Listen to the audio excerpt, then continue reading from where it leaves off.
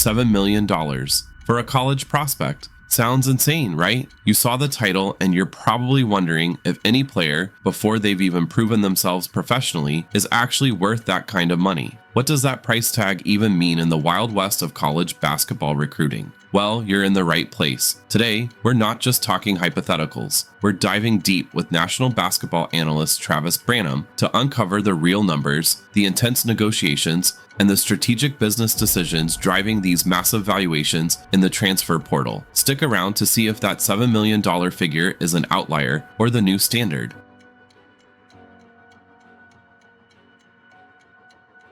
Imagine a player at a smaller school. They're dominating, eye-popping stats, unexpected team wins. Suddenly, their name is seen everywhere. Sports blogs, social media. How does that raw potential turn into a multi-million-dollar valuation? Especially before any pro contract? Let's call our star Alex. Alex just had a true breakout season, the kind that gets everyone's attention. The buzz is real. You can almost hear it grow. Everyone wants to know Alex's next move. Traditional scouts are definitely watching Alex. They break down film, looking at skills and pure athleticism. But a new group of evaluators is also in the game. These people aren't just looking at how Alex plays. They measure something different, something bigger. They assess marketability. Alex's social media is a key factor. Followers? Engagement rate? Is there a compelling personal story? A narrative brands can use well? It's a shift. Is Alex just skilled or also a potential brand ambassador? This shift is huge. Travis Branham from 247 Sports explained how NIL changed scouting.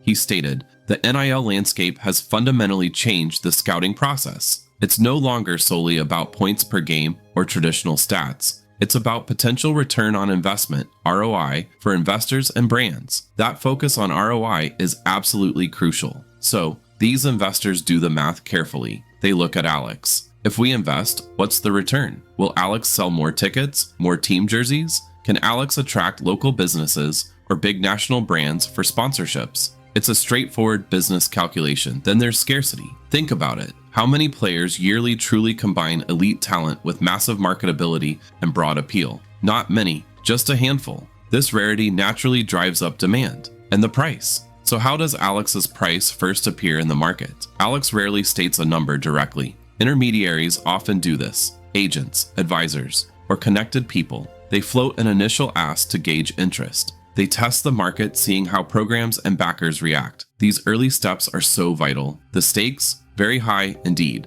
Ask too much, schools might hesitate. Ask too little, Alex loses money. A misjudgment here can really change a player's future. It impacts future deals and valuable opportunities. So Alex starts getting serious financial attention. It's not just on-court dominance though, that's vital of course. It's the combination. Amazing plays plus off-court appeal, that unique story, that strong social media presence. This complete package makes investors see dollar signs. They see a clear return. Suddenly, that $7 million figure doesn't seem so wild. Does it anymore? You see the layers. Talent is the base, but marketability, brand potential, scarcity, these are powerful multipliers in today's NIL college sports world. It's a new value equation. We see this with real players right now. Yaxel Lendeborg, a power forward in the portal, has an estimated NIL value around $2.3 million.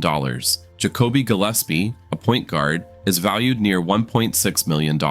These figures reflect intense market demand for combined talent plus marketability. This initial valuation, whether $1 million or floated near $7 million, is just the start. It sets the stage for intense talks. So, what happens when actual offers arrive? How do players sort through it all? That's next.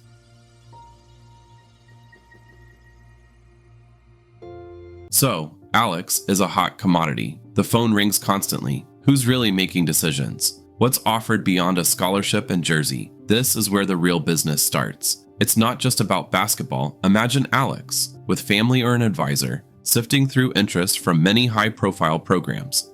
Each school presents dazzlingly, making offers sound like a dream. On the surface, every option looks amazing.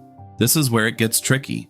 A national analyst like Travis Branham would detail the complex maze Alex faces. It's a network of agents or NIL representatives, powerful collectives, and influential boosters, wealthy alumni or fans. Each group has its own agenda and pressure points. How does a young player navigate this? NIL collectives and boosters are now central. They hold significant power over recruitment. Their involvement made college sports more intricate and high stakes. Alex can't just eye the biggest dollar amount. Other things matter. Does Alex's brand fit the university's image? Is there potential for national TV exposure playing in big games? Is the coaching staff stable, or might the coach leave? Crucially, how is the NIL deal structured? Non-financial factors like academic quality, school proximity to home, and team coaching style are all weighed carefully. Let's paint a picture. Alex is seriously recruited by 2 top schools. School 1 comes in strong. Their collective, rich from supporters, offers a very large sum of money up front. It's tempting, a huge payment now, but then School 2. They might offer less cash immediately. Instead, their proposal focuses on a robust, long-term branding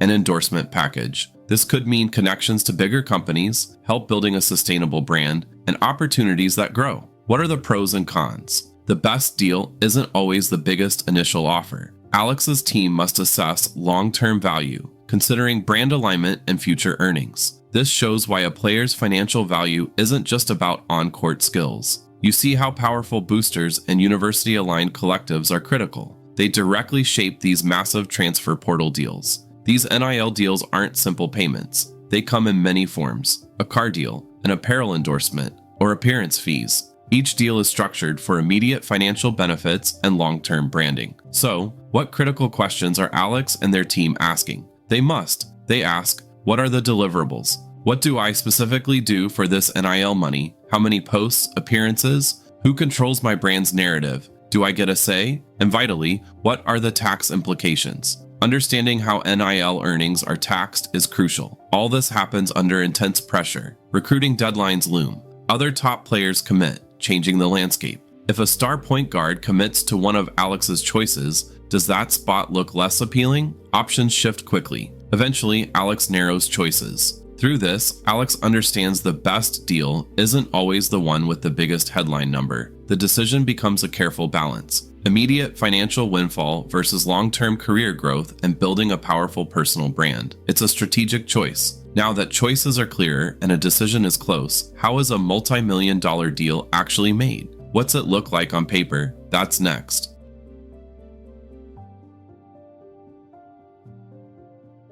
The decision is made. Alex is ready to commit. But what does that $7 million valuation for a college prospect actually mean? Forget fantasies of a duffel bag full of cash. The reality is far more complex, far more sophisticated. Alex has selected a program. This is when the lawyers and the NIL specialists take center stage. Their job is to finalize the agreements, and notice that's plural. This isn't a simple handshake, it's a detailed process involving multiple legal documents. Travis Branham could show us that these mega deals are rarely a straightforward paycheck directly from the university. That's not how it works. Instead, we see a carefully constructed web. Multiple NIL collectives are often involved. These are groups, often run by alumni and supporters, specifically created to fund NIL opportunities for athletes. Local businesses also play a part, eager to associate with a rising star. Sometimes, even national brands get in on the action, seeing the potential for broad appeal. This multifaceted approach is key. It allows for a diverse range of deliverables and incentives, creating a comprehensive compensation package. Think of it as building a portfolio of nil opportunities, not just a single payment. So what are the pieces of this financial puzzle?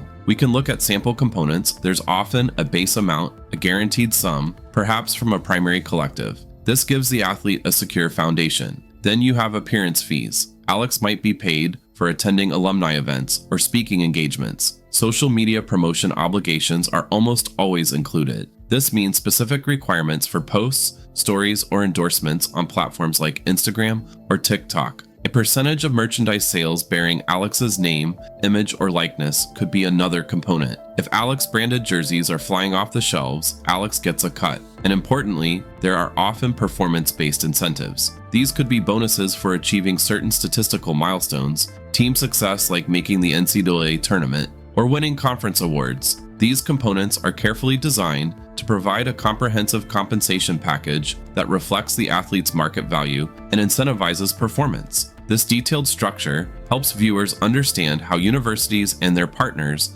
actually put these multi-million-dollar NIL deals together behind the scenes. It's not magic, it's business. We see real-world examples, with key transfer portal players commanding huge price tags. Players like John L. Davis reportedly seeking around $1 million, or Great Osobor, who committed to Washington for a reported $2 million, illustrate these complex arrangements. These aren't just numbers pulled from thin air, they represent sophisticated deals structured through collectives and other entities. Now, for that hypothetical $7 million figure for Alex, what are the deliverables? What must Alex do? The contract meticulously outlines these obligations. It could specify a certain number of appearances at promotional events, maybe 10 a semester. There will be a defined schedule of social media posts across various platforms, perhaps 3 Instagram posts and 5 TikToks per month, with specific messaging points. Participation in community engagement activities is also common, attending charity events or visiting local schools. These obligations are designed to provide tangible value to the collective or brand, ensuring a return on their substantial investment. The contract will detail the scope, frequency, and even sometimes the content required. Universities and their backers are also weighing risks and rewards. A star player like Alex can bring enormous benefits: increased ticket sales, a jump in merchandise revenue, national media attention, and a significant boost to the university's brand. But there are risks. What if Alex underperforms on the court? What if there's a serious injury that sidelines Alex for the season? What if unforeseen personal circumstances diminish Alex's marketability? The value of the deal could plummet. The structure of the deal, particularly with performance-based incentives and specific non-performance clauses, tries to mitigate these risks for the investors. The commitment announcement is made. The fan base is ecstatic. Media outlets buzz. But behind the scenes, the real business machinery is just starting to churn. That $7 million headline figure gets deconstructed. It's revealed as a comprehensive package of diverse opportunities and clearly defined obligations. It involves coordination between multiple NIL collectives, local businesses, and maybe even those national brands. This detailed structure truly solidifies how a college athlete's market value can reach such heights in the current NIL era. It's a clear illustration of the mechanics of the deal. With the deal finally signed, the ink dry, a larger question looms. What's the lasting impact of these sophisticated, high-value transactions on college basketball as a whole? So, is a college prospect really worth $7 million?